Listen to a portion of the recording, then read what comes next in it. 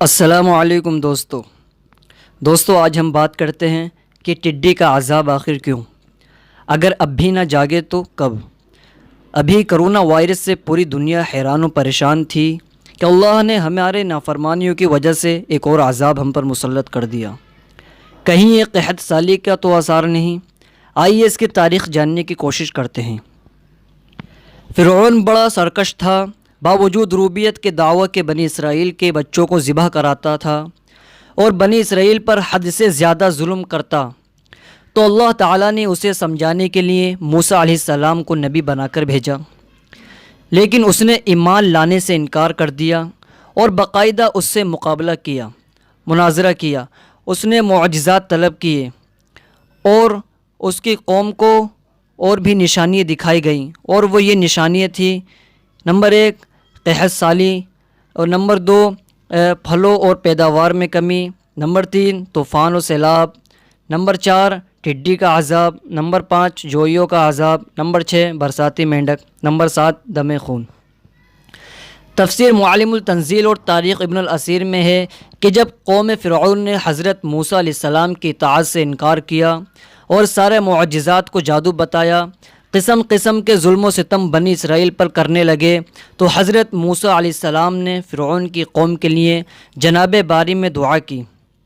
حق تعالیٰ نے قوم فرعون پر پانی کا عذاب نازل کیا اور کالا بادل آیا اور 7 دن تک برابر برستا رہا۔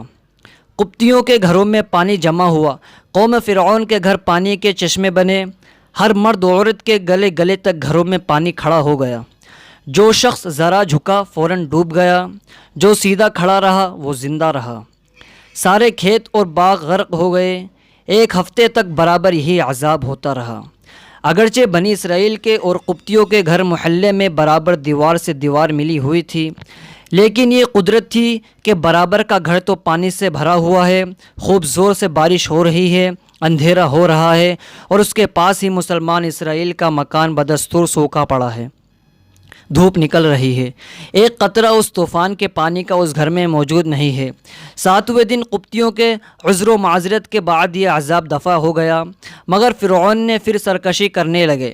1 مہینے کے بعد دوسرا عذاب ٹڈیوں کا نازل ہوا۔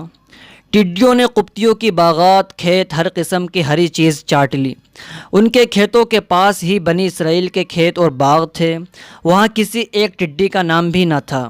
اگر کسی کافر نے کچھ ٹڈیاں اپنے کھیت سے پکڑ کر مسلمانوں کے کھیت میں ڈال دیں تو وہ ٹڈیاں فوراً وہاں سے اڑ کر پھر کسی کافر کے کھیت میں جا پڑیں۔ اگر کوئی درخت مسلمان اور کافر کی شرکت میں تھا تو ٹڈیوں نے اس درخت کو آدھا کھایا اور آدھا چھوڑ دیا۔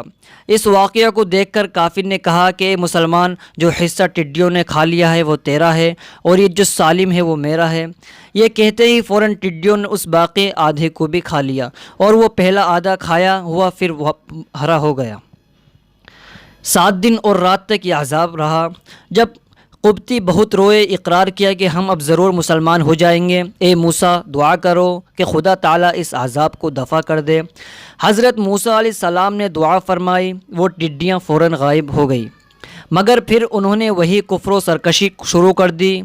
اب پھر حضرت موسیٰ نے بد دعا کی تو چیچڑیاں نازل ہوئی جو تمام قبطیوں کے خون کو چوس گئیں، سارے جسم میں، آنکھوں کی پلکوں میں لپٹ گئیں، لیکن کوئی چیچڑی مسلمان کے پاس نہیں جاتی تھی۔ اہل ایمان بالکل امن میں تھے۔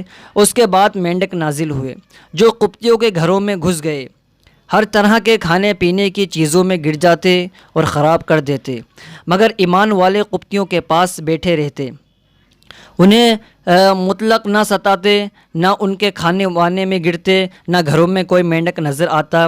یہ لوگ رحمت الہی کے اور ایمان و امن کے گنبد میں آرام سے بیٹھے رہتے۔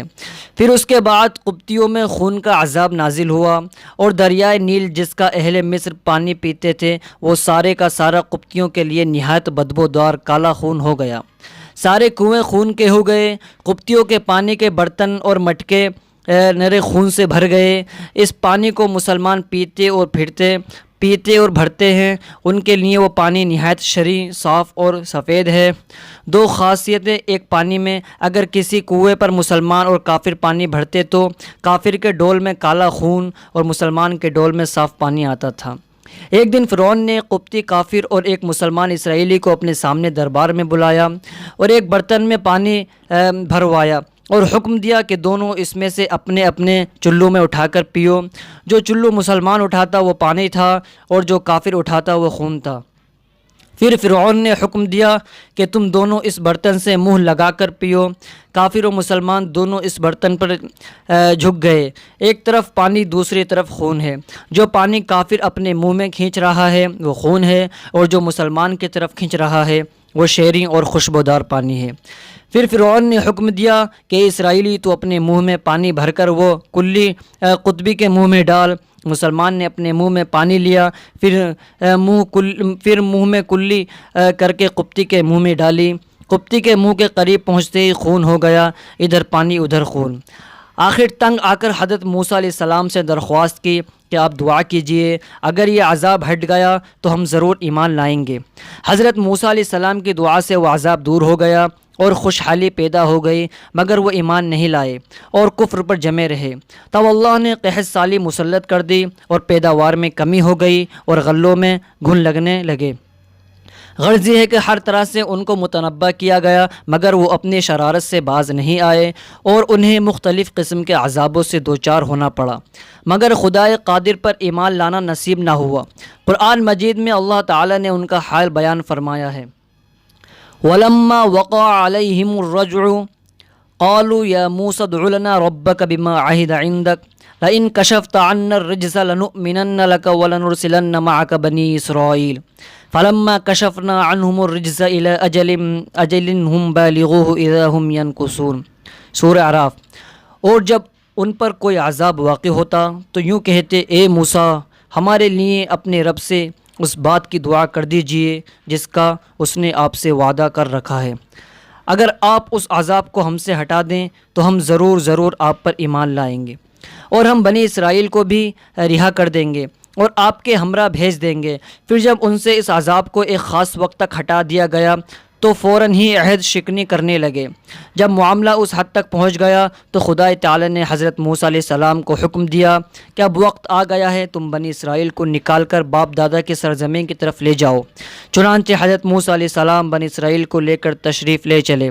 جب دریا کے کنارے پہنچے تو اللہ تعالی نے حکم دیا کہ اپنی لاٹھی سے پانی پر مار دو۔ تب قوم فرعون تباہ ہو گئی۔ دوستو، اگر یہ واقعہ آپ کو پسند آیا ہو تو پلیز ہمارے چینل کو سبسکرائب کریں۔